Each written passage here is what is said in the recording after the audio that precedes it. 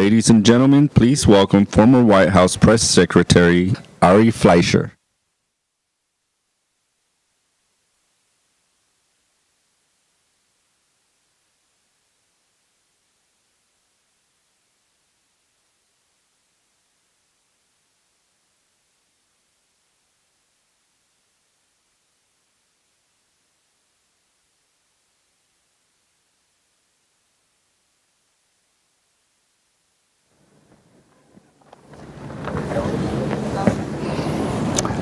Good evening, everyone.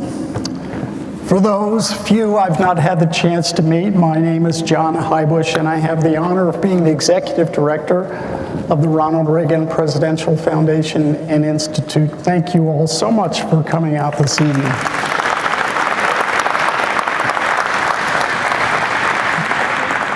In honor of our men and women in uniform who defend us and protect our freedoms around the world, if you please stand and join me for the Pledge of Allegiance.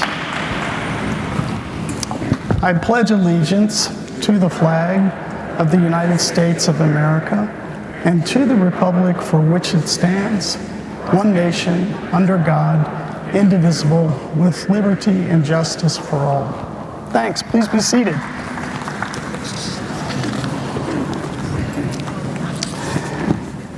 Before we get started, there's just a few in the audience I'd like to make sure we recognize tonight, and I am so glad to see them here. Former Congressman Elton Gallegly and his wife Janice. Elton.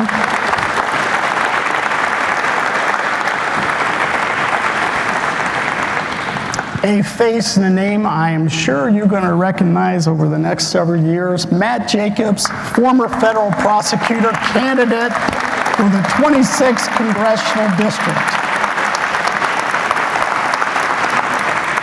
Good to see you, man. Okay, I'm going to begin tonight with a quote from Jerry Seinfeld. Okay, he said, quote, "Speaking in front of a crowd is considered the number one fear of the average person. Number two is death. Death is number two. This means the average person attending a funeral would rather be in the casket than doing the eulogy." Seinfeld. Personally, I have lost track of the number of times I've spoken from this lectern over the years. It's been a lot, yet still, there's always a butterfly or two that follows me up on stage. If you would, for just a moment, switch places with me in your mind. Put yourself behind this podium. Now, is anyone feeling just a little uneasy? Now, imagine that instead of the friendly faces that you see here tonight, you had to face a hostile national press corps from every major media outlet in the country. Now, they are ready to spend the next hour dissecting your every word, playing devil's advocate, ready to pounce on any inconsistency, ready to capture any misstep that could reflect poorly on you or on your boss, who happens to be the leader of the free world. And then imagine doing that again tomorrow, and the next day, and the next day, and the next day, taking their questions, deflecting their arguments for 2.5 years. Well, this was the job of our speaker tonight. From 2001 to 2003, Ari Fleischer served as the public face and the voice of the George W. Bush administration as White House press secretary. The topics in his briefing book were anything but light. 9/11, Afghanistan, Iraq, anthrax, recession. It was a heavy burden, and Ari handled it with his trademark calm confidence. When he left the White House, Ari launched a career in public relations, guiding everyone from famous athletes to global brands through the rough and tumble world of crisis communications. He has provided political commentary as well, as only someone with his background can. And today, you also know him as a Fox News contributor. Every time I see Ari on the television screen, I turn the volume up. His new book is titled Suppression, Deception, Snobbery and Bias: Why the Press Gets So Much Wrong and Just Doesn't Care. Now, in the book, he uses his experience as a lens through which he examines the nature of modern media. Why do they behave the way they do? And how are they harming our democracy along the way? Now, Ari makes one thing clear that's important to repeat. He has said, and I quote, "The press is not the enemy of the people, but they are their own worst enemy, and they've done this to themselves." It's an important point. The free press obviously has a vital role to play in our society. We need them. As President Reagan said, freedom of the press is a fundamental tenet of American life. Why is that? Well, it's because Americans must be informed if democracy is really to work. And we should have access to news and information that is not only factually accurate, but fairly presented. Ari offers a critique in his book that for anyone willing to listen can spur a course correction toward that principle. I am honored to welcome our good friend back to the Reagan Library to share these insights and more from his newest book. He's also ready to do what he does best: take your questions. Ladies and gentlemen, please join me in welcoming Ari Fleischer to the Reagan Library.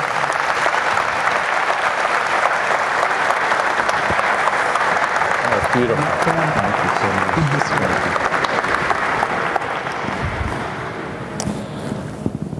What a pleasure.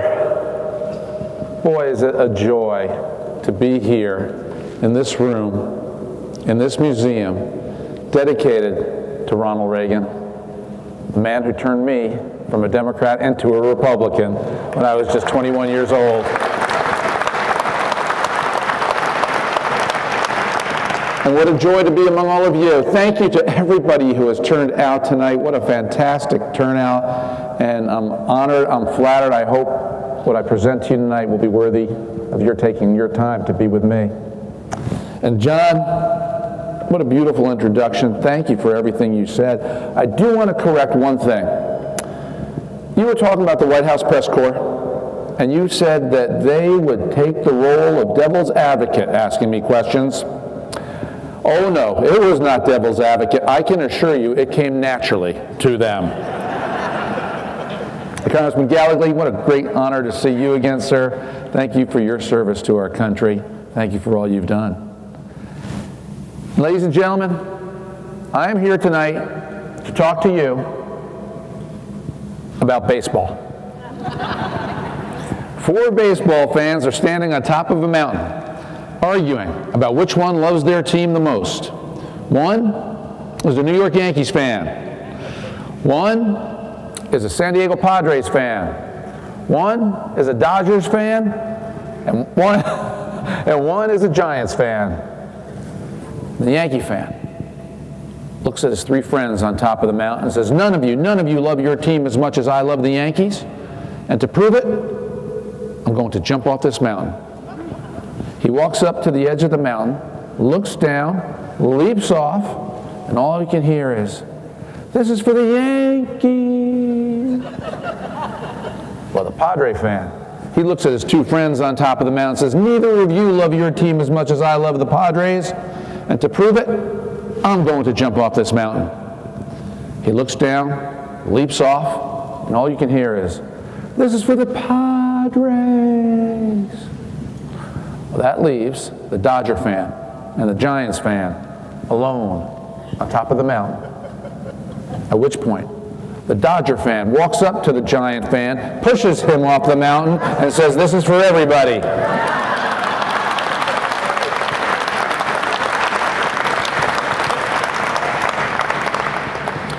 I'm going to be in Reading tomorrow. I'm going to tell the joke in the exact opposite direction. I never run for office, but I could. Well, there is something else that is for everybody, and it is the White House.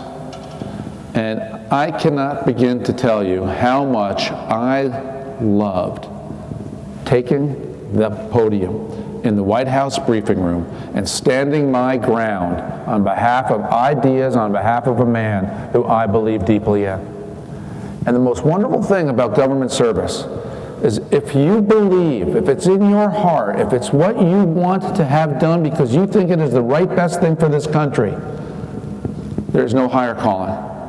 It is and will always be the most fulfilling, intellectually stimulating, best, most burdensome, grinding, burnout job I've ever held. And I loved every second of it.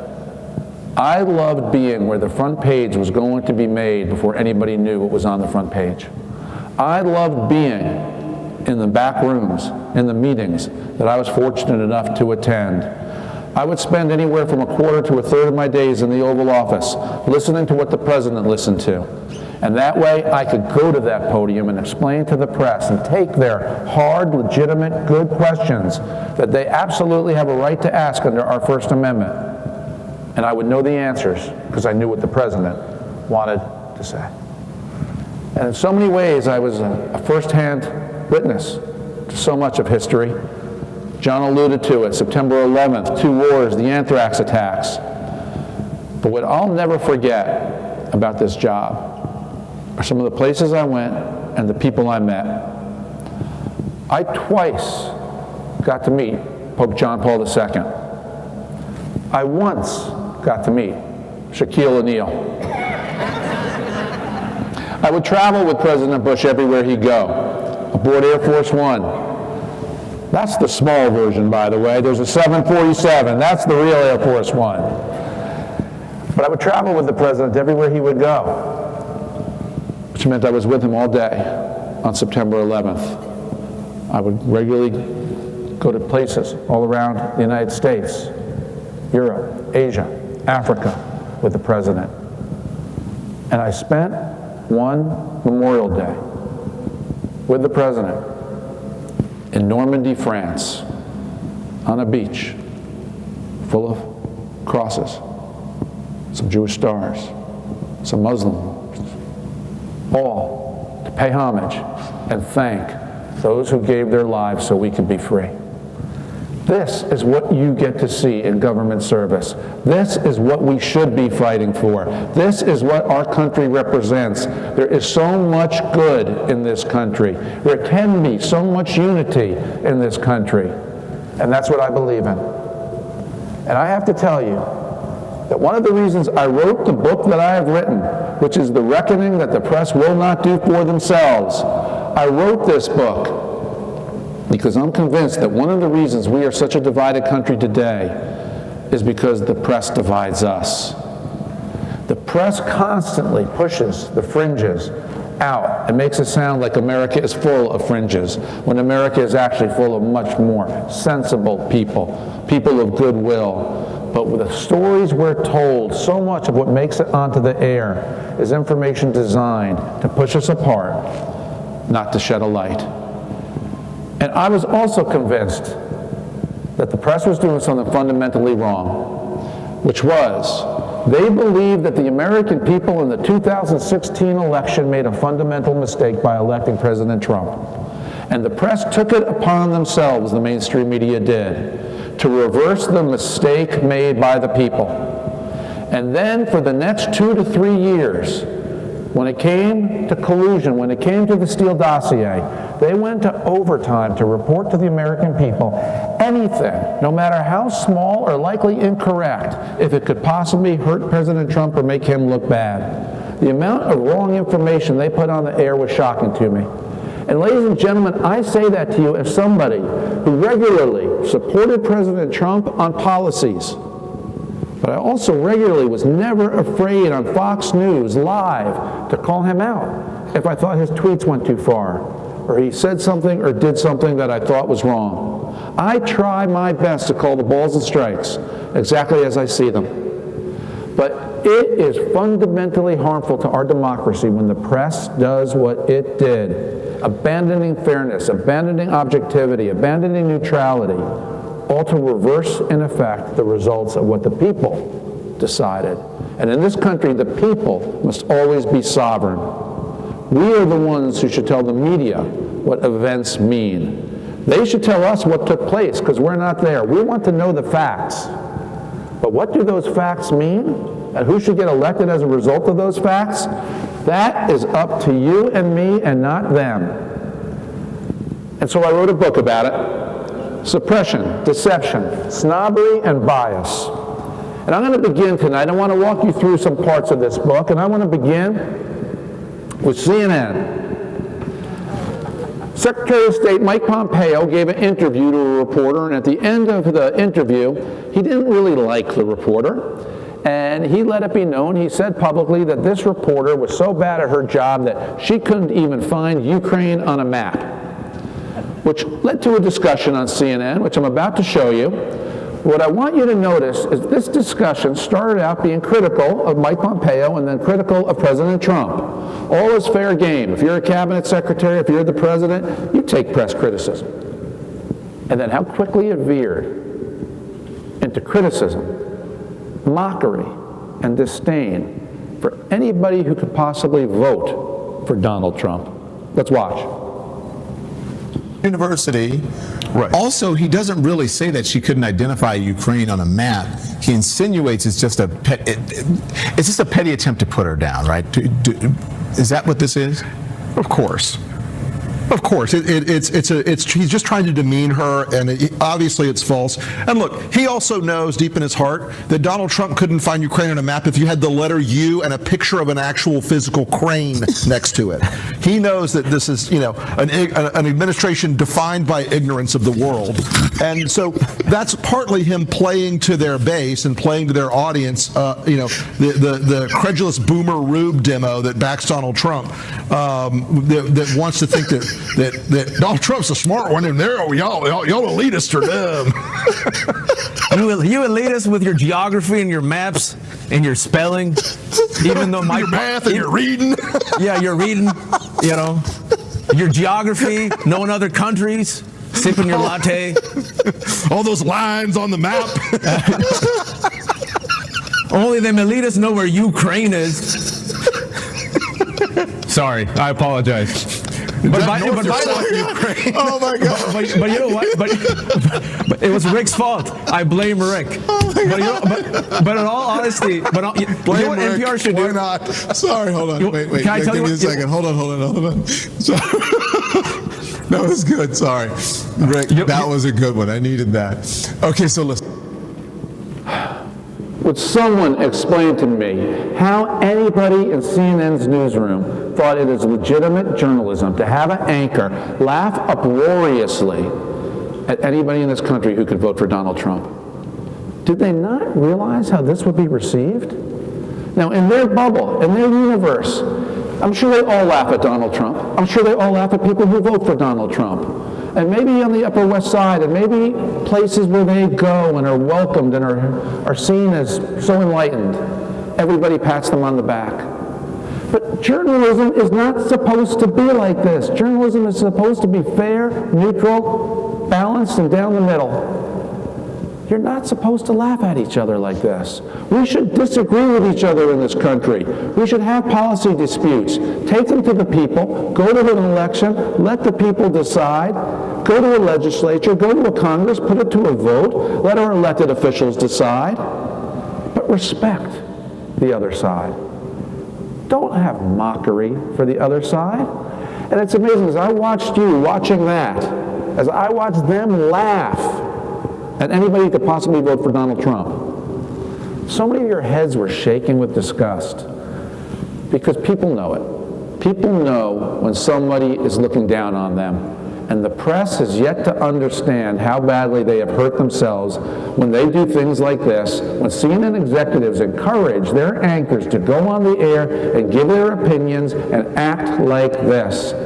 Do you think he got in any trouble after this was over? Do you think anybody in the newsroom pulled him aside and said, how can you laugh? How can you do that?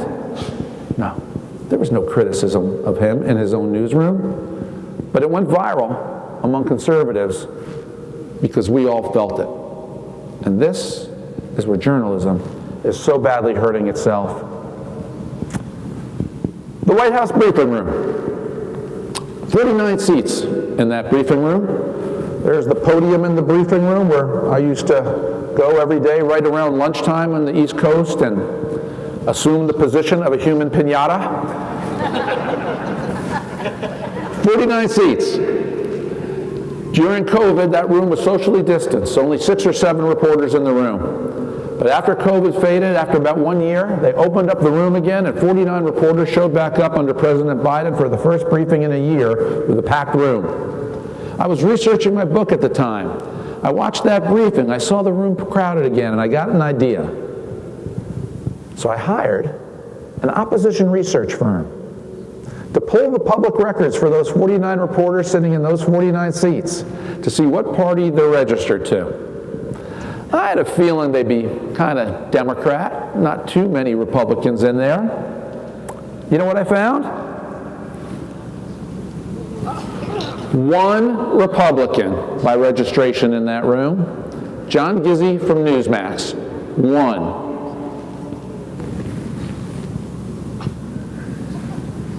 Twelve Democrats. 12 registered Democrats in that room, including the Los Angeles Times' reporter covering President Biden, the New York Times reporter covering President Biden, the Bloomberg reporter covering President Biden, and of course the 2 NPR reporters who cover President Biden are both registered Democrats. The white seats around them, which are the majority, are independent or no registration at all, which, as I make case throughout the book, I find to be window dressing. I think they just were smarter than their colleagues and they changed their party registration when they became White House reporters.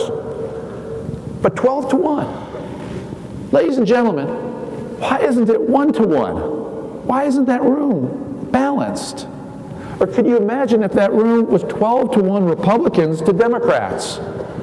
The definition of news would be very, very different.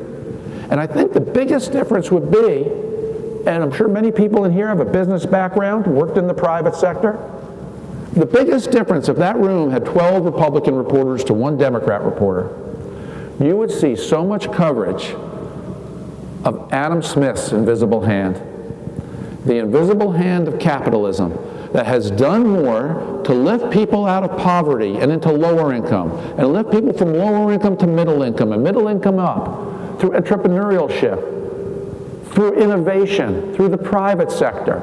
But when you have people who are 12 to 1, Democrat to Republican, instead what you get is they believe in redistribution of income is the best way to help people in this country. So there's no government program that can be a bad program. There's no amount of spending that is enough spending. The definition of compassion and doing right is how much did Washington spend? Because that is the mentality of a Democrat. And 1 year or 2 years of journalism school does not train that out of somebody, especially if the people going into journalism school are overwhelmingly Democratic voters. I've twice gone to the Columbia Journalism School to talk to future reporters. Both times I did it, the first in 1998, the second in 2020, I asked those future journalists, in the previous presidential election, who did you vote for, Democrat or Republican?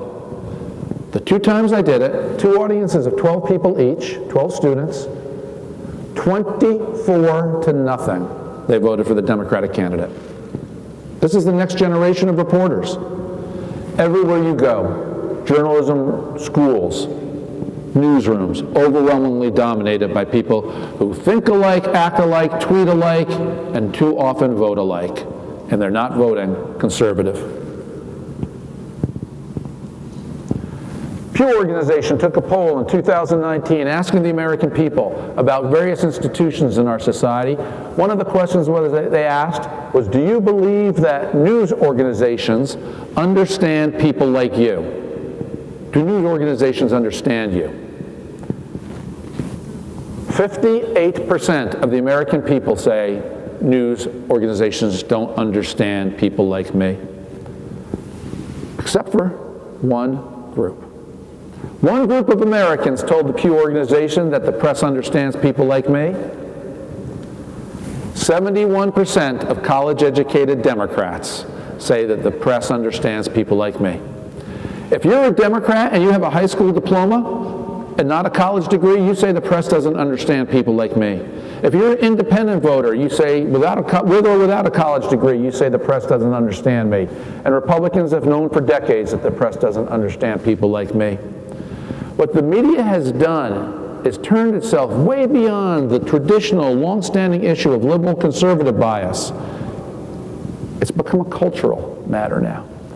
They have driven themselves into such a narrow, small cul-de-sac that they've turned into a bunch of college-educated Democratic voters who know how to tell stories that resonate only with fellow college-educated Democratic voters. And this is why the mainstream media has been in decline for so long. The amount of American people, the number of American people who trust the media to tell the news fully, fairly, and accurately, the core of their job, is at a historic low today. Except for one group, Democrats. Democrats believe the media tells the news fully, fairly, and accurately. Independents don't think they do, and Republicans don't think they do. The press is at the bottom of the barrel in the last 4 decades in terms of trust. And here's why. I'm going to show you a video tonight.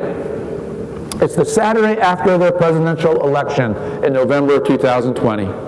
President Biden-Donald Trump election that Tuesday in November. The election was so close, it took 4 days for it to be settled. On the Saturday after the Tuesday election, all the networks, Fox News, all determined and declared Joe Biden the president-elect. Church bells went off in Paris. Fireworks went off in London. ABC News covered it. CNN covered it. MSNBC covered it. Let's watch MSNBC's coverage. There were also celebrations abroad, places like Paris, where the actual church bells were ringing. Listen to that. That doesn't happen for every election. That was the reaction there to mark Trump losing, Joe Biden becoming our president-elect, or take London. Fireworks were set off, celebrating the historic win. Let's take this in.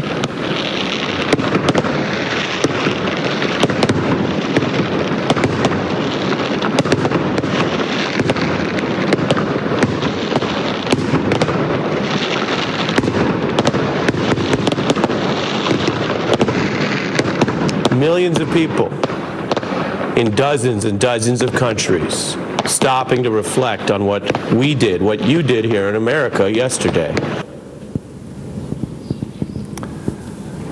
You know why the church bells were ringing in Paris? Exactly right. Every Saturday night they ring in Paris. It's the call to Mass. Every Saturday night. Do you know why fireworks were set off in London? Who said it? Guy Fawkes Day, Bonfire Night. A very British holiday that takes place that Saturday or that evening in London, in England, commemorating the failed assassination attempt against King James I in 1605. Ladies and gentlemen, neither event had anything to do with the United States of America or our election. So how do stories like this get on the air? My book has the title Deception. How can they put something on the air that is so deceptive, so factually wrong, and call themselves journalists? This is what happens when newsrooms consist almost entirely of people who think alike. When a newsroom consists of everybody who is cut from the same cloth, who really couldn't stand Donald Trump. They were celebrating the defeat of Donald Trump. Their newsrooms were celebrating the defeat of Donald Trump. All their friends were celebrating the defeat of Donald Trump. So when everybody you know is celebrating the defeat of Donald Trump, and you hear a church bell ringing, or you see fireworks in the sky, you leap to the conclusion, you make an assumption that everybody's just like me. Aren't they as smart as me? But when you're a reporter, you have the power to put it on the air. And what happened after, especially they reported the fireworks part, Twitter went crazy in the United Kingdom. People all around England were posting on Twitter, and it didn't matter if they were Labour or if they were Conservative. They were tweeting, what is wrong with these Americans? Do these people not know it's bonfire night? They made a mockery of ABC, CNN, and MSNBC. And as soon as the producers and the directors inside those studios realized, uh-oh, I think we did something wrong, do you think they apologized to their viewers? Do you think they retracted the stories? No. They just quietly stopped doing it and went on to the next. It's deception. And it's surprising how often it makes its way into print and on the news. See it as Ruth Bader Ginsburg, Supreme Court Justice, liberal hero, passes away as a sitting Supreme Court Justice. Washington Post, front page, banner headline, a pioneer devoted to equality. Supreme Court Justice Antonin Scalia, conservative hero, passes away as a sitting Supreme Court Justice. Same paper, Washington Post, front page, banner headline, Supreme Court conservative dismayed liberals. One headline lionizes a Supreme Court justice, a liberal. One headline reads as an attack obituary against the conservative. Now, why? Why didn't the Washington Post report when Justice Scalia died that he was a pioneer devoted to equality or devoted to justice? Why, when Ruth Bader Ginsburg died, did the Washington Post not have a headline that said, Supreme Court liberal dismays conservatives? How can it be such disparate treatment for two people of equal standing, both pass away as justices in the same newspaper? Because it's activism. It's deceptive. It's what journalists too often have turned into. There are so many examples in my book. They were so easy to find. All I have to do is read the news. New York Times. Elena Kagan, Supreme Court nominee, comes before the Senate Judiciary Committee. And as has been the case for decades with nominees to the Supreme Court, she's asked questions about pending cases, and she doesn't answer the questions about any cases that she might have to rule on as a Supreme Court justice would rule. Justices from both parties have been doing this for decades. New York Times headline, Kagan follows precedent by offering few opinions. Good for the New York Times. That is an accurate, correct, in context headline about the fact that people who go before the Senate Judiciary Committee for justice positions do not discuss their opinions anymore. Unless you're Brett Kavanaugh. Brett Kavanaugh is nominated by President Trump to the Supreme Court. He goes before the Senate Judiciary Committee, and the headline in the New York Times for Brett Kavanaugh, who did the exact same thing that Justice Kagan did, is Kavanaugh ducks questions on presidential powers and subpoenas. Same paper, same event, same type of nomination. One upholds precedent, the other ducks questions. And the press denies that they're biased. This is Nancy Pelosi, the soon-to-be former Speaker of the House of Representatives.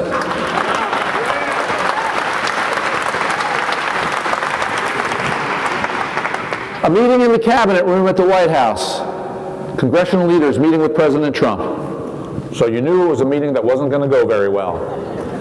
Nancy Pelosi stands up in the middle of the meeting and starts to wag her finger, objecting to something President Trump did. And the press loved it. They couldn't get enough of it. The New York Times, viral photo captures power dynamic between Trump and Pelosi. The subheadline calls it an iconic photo. Morning Joe, iconic photo. CNN, one woman standing up and, giving it to the President of the United States. The press loved Pelosi doing this to Trump. So, when a Republican governor does the same thing with her finger unto Barack Obama, as Nancy Pelosi did with her finger unto Donald Trump, I'm sure the press, the New York Times and the Washington Post called that iconic too, correct? Meet Arizona Governor Jan Brewer. President Obama goes to Arizona. She meets him on the tarmac. He's the sitting president. She meets President Obama on the tarmac. And with her finger, goes like that. So I'm sure the press praised her. NBC News. Who have you ever seen talking to the president like this? CNN, the same organization that praised Nancy Pelosi. Perhaps you should have shown him a bit more respect.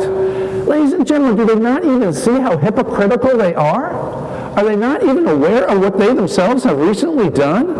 Is the definition of the news only dependent on whether someone is a Republican or a Democrat? And if you're a Democrat, it's perfectly fine. In fact, we're going to celebrate you, build you up, and boost you. But if you're a Republican, you are intolerant, you are racist, you are probably xenophobic, and boy, do you behave badly. Time and time again, virtually every day. This is the unbalanced playing field of the mainstream media today. And I'm not done. This happened after my book was written. This piece happened before. The next slide I'm about to show you, you're getting the pattern here, happened 2 weeks ago. This is the New York Times headline when Alexandria Ocasio-Cortez emerged on the Democratic scene, having won in a huge surprise a primary against a long-entrenched Democratic incumbent congressman from Queens, New York. She beat him in the primary. You win in that seat. In a primary, you're going to win in the general. So this story from the summer of 2018, when the primary was won, Alexandria Ocasio-Cortez emerges as a political star, says the New York Times. Well, 2 weeks ago, in Texas, a young congresswoman won. A seat held by Democrats for more than 100 years, an overwhelmingly Hispanic seat. Maya Flores becomes the first Mexican-American elected to the United States Congress. She ran on a platform of faith in God, belief in religion, love of country, love of family. That was her platform. What's the same paper's story about Maya Flores? The rise of the far-right Latina. The story, the subheadline goes out to say that she opposed moderates and supported extremes. Alexandria Ocasio-Cortez is a socialist. Maya Flores ran on the basis of love of God, love of country, love of family. Which one's the extreme? In the eyes of the New York Times, the extremist is the one who preaches faith and family and country. The reasonable one, the rising star, is the socialist. Tells you a lot about where the New York Times sits on the scale of where the center is and where the left is. And the New York Times is over there, as we know. The news isn't only what you're told. The news is what you're not told. Senator Tim Scott, Republican of South Carolina, African American, is asked to give the response to President Biden's first address to the Congress. He gives the national address, a very elevated position for a senator, praised widely for that speech, except by a Democratic county chairman in Texas who called Senator Tim Scott an Oreo. Now, in the research for my book, I found 2 instances of obscure state representatives, Republicans, one from Ohio, one from Florida, who used absolutely demeaning, inappropriate language to talk about black Americans. And the New York Times, to its credit, wrote stories about each of those Republicans who said things that nobody in society should say. And I was glad the Times did it, because we should all speak out against people who were that backward to talk the way these two did. So you would think that when a similarly obscure Democrat says something like Tim Scott is an Oreo, that the New York Times might cover it, correct? Well, as you know by now, of course they didn't. I did a search, Tim Scott, Oreo, New York Times, no coverage. Washington Post, no coverage. The networks, no coverage. Time and time again. If we do it, we're called out. If the other side does it, it's suppressed. You think suppression is about Hunter Biden's laptop? I'm here to tell you it's not only about that, it's about that and so much more. And the danger to our country from this is if you are somebody who engages in speech like those Republicans did, and you see that you get pounded by the New York Times and the media for doing it, but the other side does it and they can get away with it, what do you think one side is going to do? They're going to say the playing field is tilted. You are unfair and you're biased, and if one side can get away with it, I'm going to get away with it. And so they double down and they do it more. If you want to create bigger, deeper fringes in the United States of America, this is the way to do it. By a media that singles out one side and gives the other side a pass. And this is why I wrote my book, because I want us to come back. I want a sensible, common sense, respectful America. And until the press is willing to hold both sides to account, it won't happen. When Stacey Abrams ran and lost for governor of Georgia in 2018, she refused to concede the election. She said that Governor Kemp was an illegitimate governor. Senator Cory Booker, Democrat from New Jersey, said the race was stolen. Senator Sherrod Brown of Ohio said the race was stolen. Now, when President Trump says the race is stolen, the press pounds him for using words that are harmful to democracy. So why didn't the press pound Senator Sherrod Brown? Why didn't they pound Cory Booker? They said that that race was stolen. And Stacey Abrams lost Georgia by a margin 4 times the size of the margin that President Trump lost Georgia. So one side can say it's stolen. The other side is risking democracy. This pushes us apart. The press would have so much more credibility if they only had criticized Stacey Abrams, Cory Booker, Sherrod Brown, and then Donald Trump. But they only do it to one side. So of course that side will push back. Meet Madeline Leader.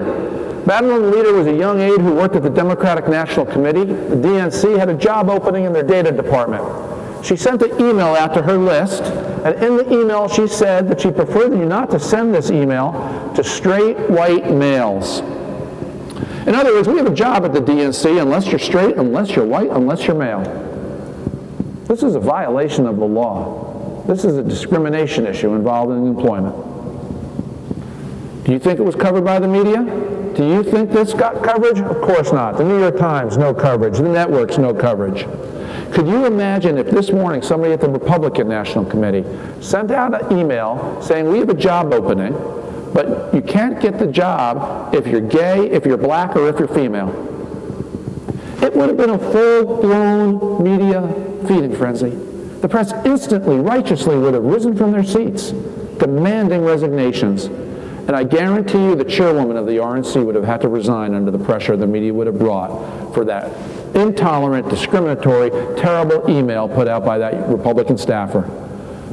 But when a Democrat does it, the media just looks the other way. Here's Rebecca. And I'm going to close with 2 slides about just how blatant the press can be. Aaron Rupert is a reporter for Vox News. He has 700,000 followers on Twitter. This is the Saturday that the presidency was declared for Joe Biden. Giant crowd of people comes outside the White House. That's a picture of a huge crowd packed in close to celebrate Joe Biden's victory. Aaron Rupert tweets, "It's party time outside the White House." He tweeted that at 11 o'clock in the morning as soon as the election was declared and people took to the streets. About 11 hours later, Aaron Rupert was watching a football game between Notre Dame and Clemson. Clemson was ranked number 1. Notre Dame upset Clemson. As often happens in college sports, fans took to the field, poured out on the field at Notre Dame to celebrate Notre Dame's win over Clemson. Aaron Rupert gets back on Twitter, tweets a picture of that crowd gathered in close space at the college football stadium. Not ideal during a pandemic. 11 hours earlier, Aaron Rupert was celebrating people in the streets jammed in close together. But those people were pro-Biden. And COVID knows if you're a Democrat, and it won't get you if you're a Democrat. So he celebrates. And then 11 hours later, the same man turns into a COVID scold. Axios, ostensibly a down-the-middle objective news outlet. Same thing, America erupts on that Saturday of the election with a picture of people celebrating in packed-in closed spaces. Same football game. The headline for Axios this time, party amid pandemic. Again, celebration for one side, COVID reminders for the other side.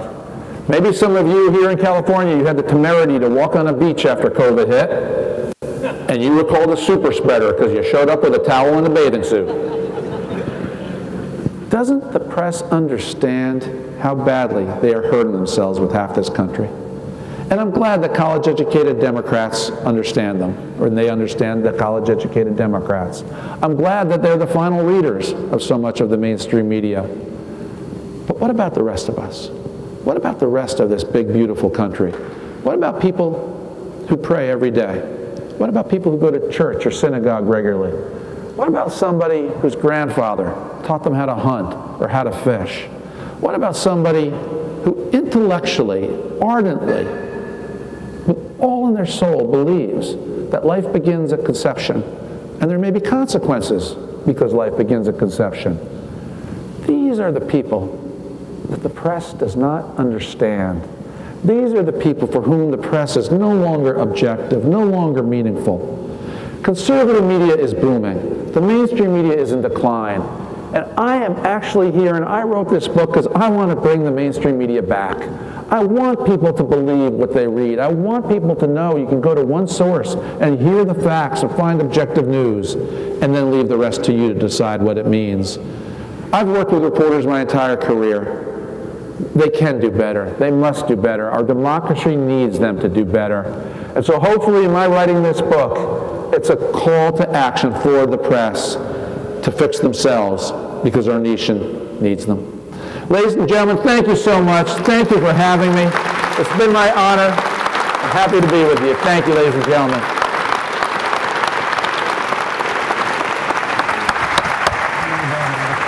Thank you, John.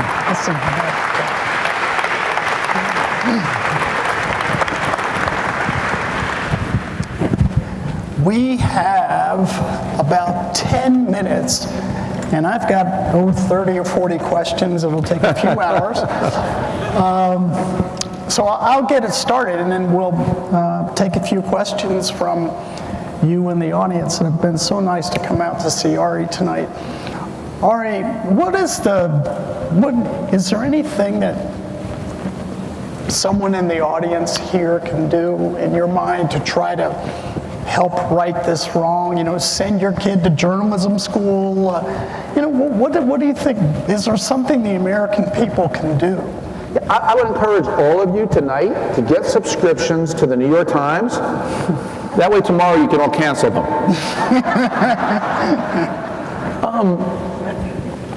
I do wish that young conservatives would go into the media. It is so important to have diversity of thought in newsrooms. And what it would take is young conservatives to say, I want to be a journalist. For journalism schools to recognize that they would gain so much by having a more diverse class of students. And then newsrooms to start to realize we'll make fewer mistakes, we'll be a better, richer, deeper newsroom if we have more diversity of thought in our newsroom. I'm convinced that can help change the media, just from the pressure, the intellectual pressure of having to deal with people who think differently. I don't know that it can happen. I think young people might want to go into journalism, but they're going to find it's too hostile. And so what instead is happening is young people who are conservative are finding these wonderful conservative media outlets that didn't exist, John, when you and I were in politics, but they certainly exist today. The Daily Wire with Ben Shapiro, the Federalist, the Washington Examiner, and certainly Fox News, all kinds of podcasts and talk radio. It wasn't there before, but now there's that outlet, and it's booming. Yeah, great.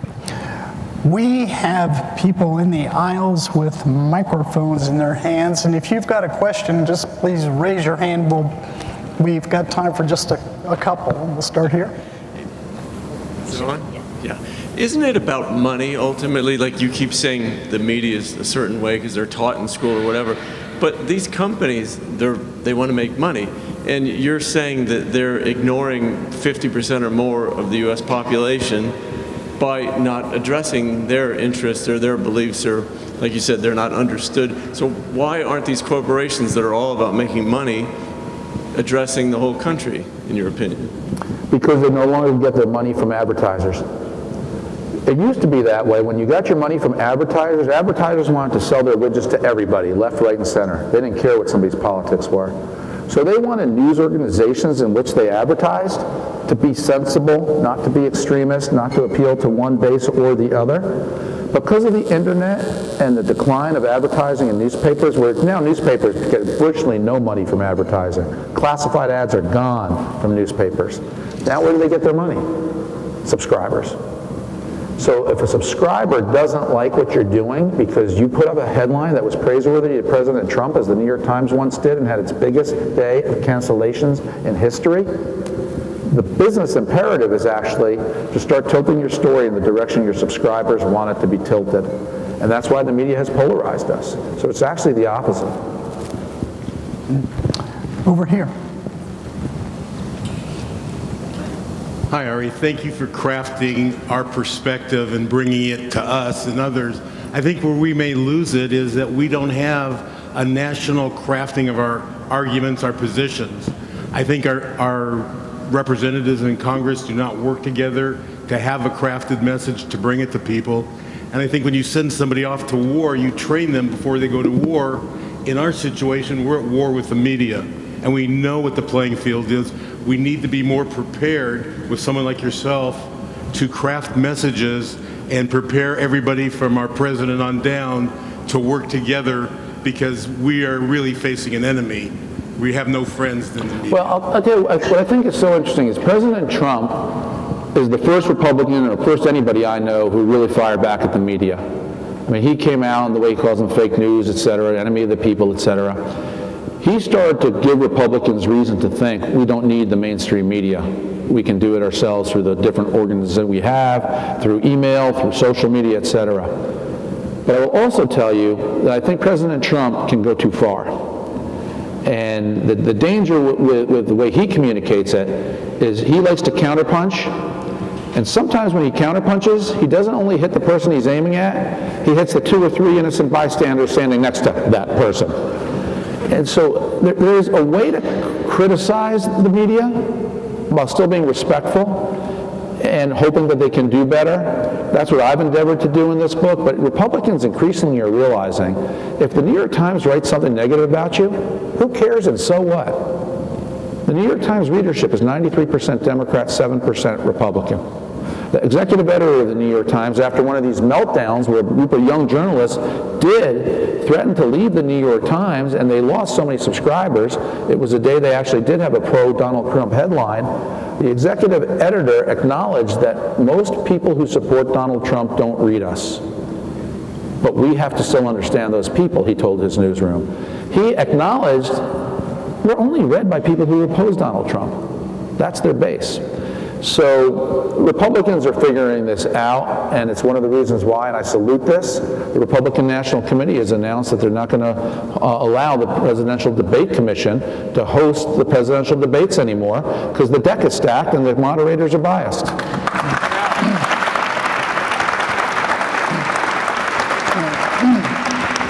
Maybe they will host that general election debate right here. Yes. Back here. People generally learn by consequences. Do you think, and I know Trump just announced he's suing CNN for certain issues, do you think that the Don Lemons of the world and some of the producers and editors at some of these stations should face either personal or some corporate liability for the deception and suppression? Personal liability, yes, meaning it should be an editorial judgment of the people they work for should they keep their jobs. Legal, no. Under our First Amendment, they have the right to be as rude as they want, and I would never want to infringe on that, left, right, or center. But what I'm fascinated now is the new president of CNN. He says he's going to change them. He said they're going to return to objective news. And I'm, one, curious to see if he means it. Two, if he does, who's he going to fire? Because CNN's anchors and even their regular daytime reporters got so comfortable letting their opinions rip. And I watched so much CNN for this book. There's a chapter on CNN in the book. And I cite Jim Acosta and John Harwood, several other White House correspondents who are supposed to be neutral reporters, speaking as if they were spokespeople for the Democratic National Committee. So they're going to have to let a lot of people go, or people are going to have to really change their spots. And I just think too many of these reporters had too much fun becoming activists, and it was too natural, and they're not going to want to be objective. And then finally, I'll be really curious to see if CNN does possibly go an objective, neutral role. What are the economics? Will the American people watch in sufficient number? Do we really want objective news? Or have we all grown so comfortable in our niches that there won't be a market for down the middle objective news? I wish CNN well in this experiment. I can't wait to see how it comes out. Right. Yes, right here. If you'll allow me 2 questions. You make a good White House reporter if you do that. Have you sent a signed copy to Elon Musk? And number 2, did you lose your hair fighting these rascally Democrats? I'm sorry, that's personal. I was hoping no one would notice. No, I started to lose my hair in college, which my son is really afraid is going to happen to him next. Great. Back here, and then we'll have time for just one more. Hi, thanks for coming. I really enjoyed watching your debates, or I would say debates with the press corps. But my question is, especially observing what we just went through with COVID, it seems like it's not just damaging, but almost dangerous to have a mainstream media narrative because they took down the world that way, and we need independent journalists who can counter that narrative and who aren't part of a big newsroom. Yeah. What do you think about outlets like independent journalists starting their own Substacks or things like that? Because I personally haven't watched cable news since about 2008. And that's just not where I get my news anymore. And like I said, it's almost dangerous to have everything so centralized. Thank you. Great question. And I write about this in my book, and I herald Substack. The problem with Substack, which is kind of just an internet source, it's a kind of a common place that independent reporters can now go and hopefully get enough people subscribed to what they write that they can make a living. The problem is very few people can make a good living at it. There are a couple reporters who have gone on to Substack and really attracted a nice followership, and now they can be free to independently report as they see fit and not be shoehorned into what the New York Times or CNN tells them they must report. I wish them well, but it doesn't mean that because that exists and some people are thriving, that it fixes what's wrong with the mainstream media. The mainstream media needs a booster shot of independent thought. This is what they need. And so long as they're as lopsided and balanced as they are, in COVID, social media suppressed every story that suggested that the virus could possibly have begun in the Wuhan lab. You weren't allowed to tweet it, you weren't allowed to put it on Facebook. It was suppressed until the same intelligence officers who told President Trump that it was possible that it originated in the lab and they weren't sure, said the same thing to President Biden's team when he won. And all of a sudden, when President Biden's people said to the press, it's possible, we're told, that it originated in a lab, all of a sudden social media then said, yeah, you can say it. They're terribly damaging our country with this type of myopic, centrally controlled messaging. But again, it's why the mainstream media is in decline, and freer voices are finding their way in conservative media or independent media. We have time for this one last question over here. As a conservative, it really bothered me when a lot of the news outlets would mock the President of the United States, call him names and demean him. Now, 4 years later, I'm actually seeing a lot of the conservative newscasters mock the President and demean him and make fun of him. How do we get both sides of the press to become more reasonable and fair? Well, first off, I 100% agree with you. What they did to George W. Bush was terrible. And then it got worse when President Trump got elected. You know, snark is just so in their DNA, and with social media, they all just think this is the way you're supposed to communicate.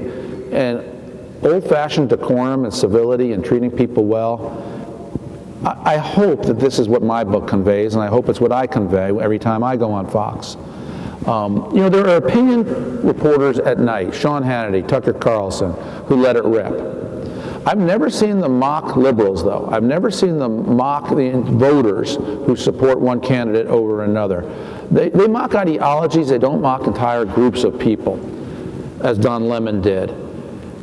Going after a candidate by name, I hope they stay within bounds. You know, Sean Hannity regularly talks about President Biden and whether or not he's cognitively impaired. I would use different words. You know, I regularly point out that President Biden is about to turn 80, and he's not what he used to be. And I think that's an absolute legitimate factual statement. I would like to see it toned down, but I do make allowances for the nighttime opinion people who'd say that they're not journalists.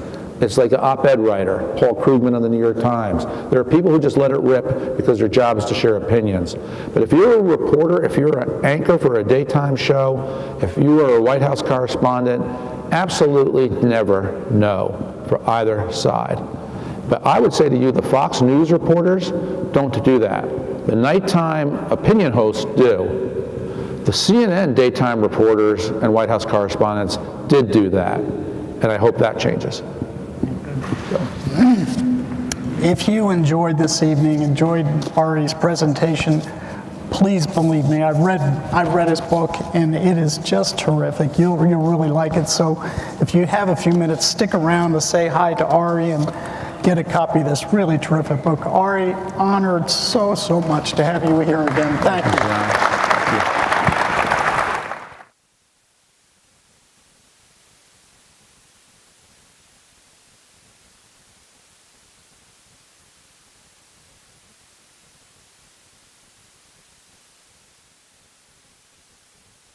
Ladies and gentlemen, thank you for attending tonight's event. Please remain